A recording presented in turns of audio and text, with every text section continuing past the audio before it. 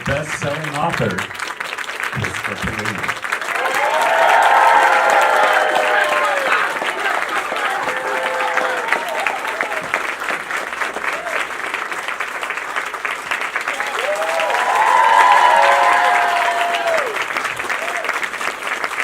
Awesome. Well, that woke me up. Chapter of the very first book of the inheritance cycle. Here goes. Wind howled through the night, carrying a scent that would change the world. Thank you. Ooh. And this is the self-published edition. By the way, I did draw that cover. And I also, if you grab a copy of The Fork, the Witch, and the Worm, I did all the interior art for that also, which was a lot of fun. There's a drawing in there of an ergon horn, which was very, very difficult to draw. And I ended up having to sculpt it from clay in order to get a realistic look for it. And while I was working on the sculpture, I got a call from a friend of mine. She said, hey, Christopher, we haven't talked in a while. What are you up to? Oh, I'm making some art. You are? Uh-huh. What are you doing? A sculpture. Oh, like a rose or something? No, it's like a horn. You mean like a drinking horn? No, it's like... You're sculpting an ergon horn. Yes, I'm sculpting an ergon horn. Who? You have an eldest. Yes, let me steal it from you. You may get it back. So, as you guys... Let's see, I've got to find this. As you guys may know, I invented a number of imaginary languages for the series, and I had a lot of fun doing that. The main language I invented, of course, is the ancient language, the language of the elves, the language of magic. And I had a lot of fun doing that. Now, I'm no linguist. I certainly would never pretend to be a linguist, but I do enjoy messing around with languages. And I based the ancient language partly on Old Norse, which I thought gave it a good sound and feel. So I want to read you the Elvish blessing that eragon learns and receives in Eldest. And I'm going to read it to you. However, I have to apologize because I have an absolutely horrendous Elvish accent. And that's not because I'm not an elf. It's because in the ancient language, you were supposed to roll your R's on the tip of your tongue the way you would with Spanish or Italian. And I can't do that. In fact, the only way I can roll my R's is by wiggling my uvula. That's the little thing that hangs in the back of your throat. So, I'm going to wiggle my uvula at you guys. And I hope you like it, too. Atra sterni ono thelduen, anar lifa uninjarta onner, undu everinia ono varda.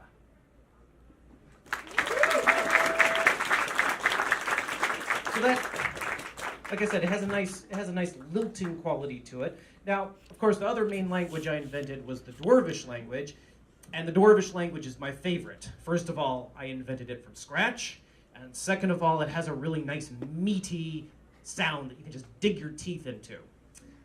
So I'm going to read you a chunk of Dwarvish, and this is an angry dwarf who is complaining about eragon and Saphira being in the Bjor Mountains, the Dwarf Mountains.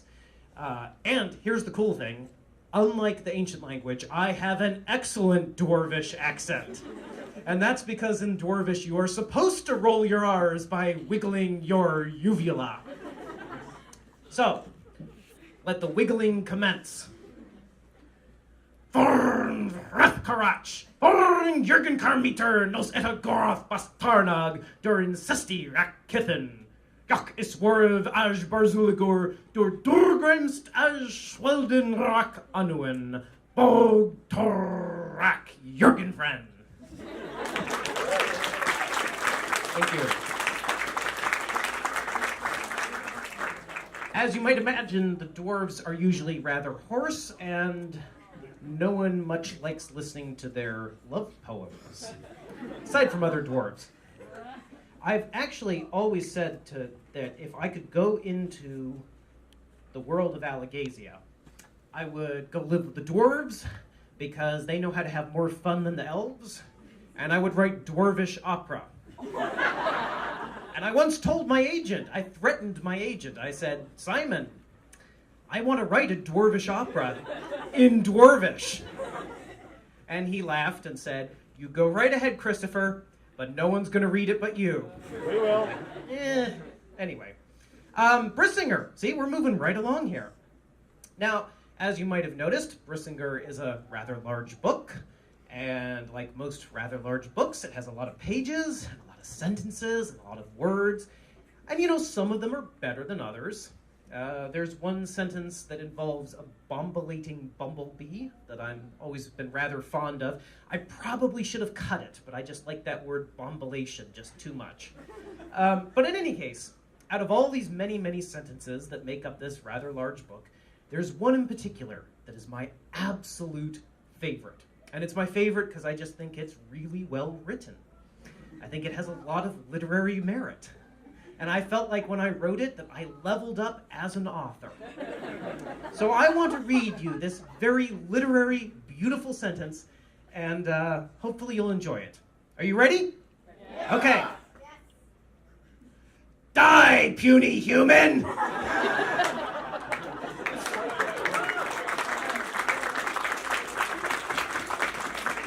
Because what is the point of writing epic fantasy if you can't write a line like die, puny human every once in 1,000 pages? No point. No point whatsoever. All right. Now, this is where I would normally do a longer reading of like a page and a half or something, but I just noticed something with this book. And you know what I noticed? The pages are beginning to yellow along the edges. I need to write more books sooner. They're getting old. Anyway, so I'm going to be brief here, though. I'm going to read you the very first sentence of the very first paragraph of the very first chapter of the very last book of the Inheritance Cycle. Here goes. The dragon Saphira roared, and the soldiers before her quailed. Thank you.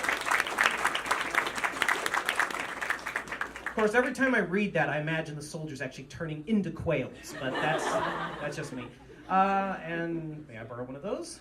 You may or may not get it back. All right, so this one is going to be a slightly longer. 1 second.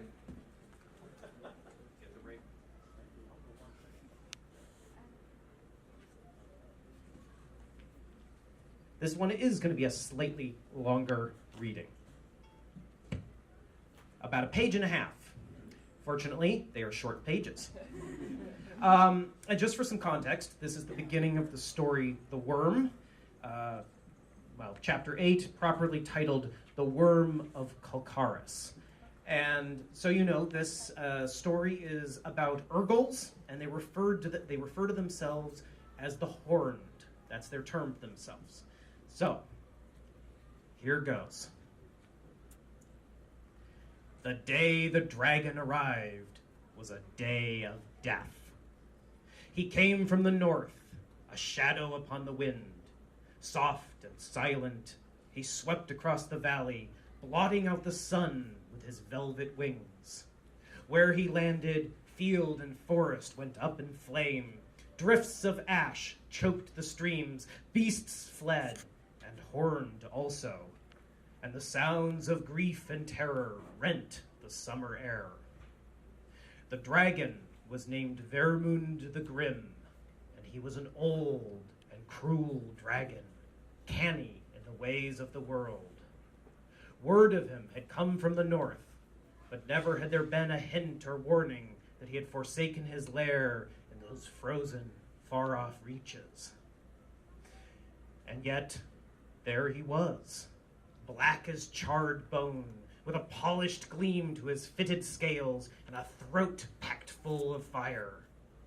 The youngling, Ilgra, watched with her friends from beside the spring-fed pool where they so often swam, high in the foothills along the eastern side of the valley. From that vantage, she saw the dragon ravage their farms with fire and claw, sweep of his jagged tail. When the warriors of Clan Skagaro attacked with bow and spear and axe, Vermund's flame consumed them, or else he trod upon them, and thus made an end to their ambitions. Even the sharpest blade could not pierce his hide, and the Skagaros had no spellcasters to aid them in battle. As such, they found themselves at the mercy of the dragon, able only to annoy or inconvenience him, but not stop him. Never that. Like the evil worm he was, Vermund ate every person who came within his reach, male and female, elder and youngling alike. None were spared. Their livestock, too, he ate, corralled them with fences of fire, and feasted upon the helpless animals until his chops were clotted with gore and the ground a crimson shambles. All that and more Ilgra saw. She could do nothing to help, so she stayed by the pool, though to wait hurt as much as any wound. Those of her friends who weren't so wise ran to join the fray, and of their number, many were lost. As the dragon approached the hall of her family, Ilgra bared her teeth in a helpless snarl. Closer it came, then closer still, and then with a slow-moving swipe, the scaled monster crushed her home. A howl tore from Ilgra's throat, and she sank to her knees and grasped the tips of her horns.